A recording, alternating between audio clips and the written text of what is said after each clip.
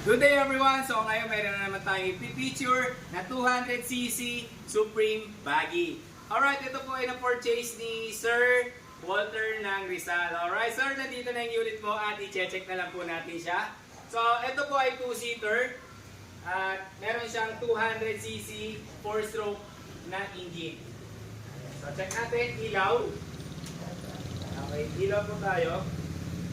So, high. Okay, signal light to my left and signal light to my right. Tapos hazard. Yan, hazard. Busina.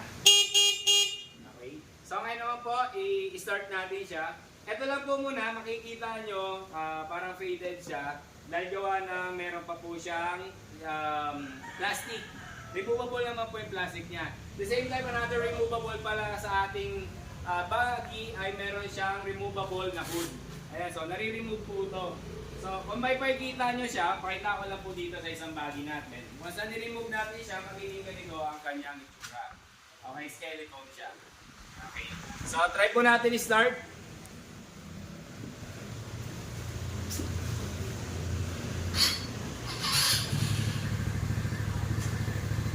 Forward tayo.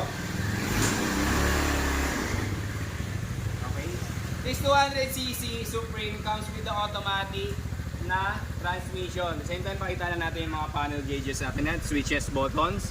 So para sa hazard, signal light, switch on ng ilaw, high and low, then busina.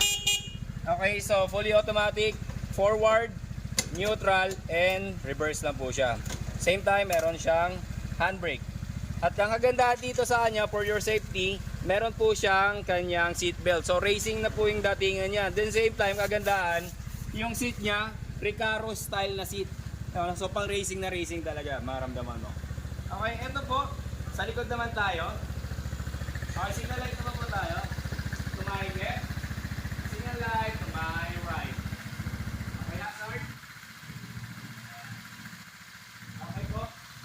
Disc brake yung kanyang braking system. Reverse po tayo ngayon.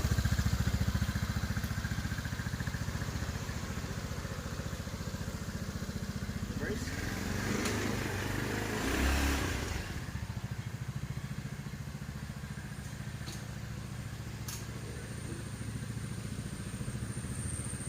Alright, so sa lahat po na naghahanap ng mga sporty na itsura na ATV or baggy, meron po tayo dito. I-contact nyo lang po kami sa number na may kita nyo dyan sa inyong screen. Thank you so much, Sir Walter, and God bless.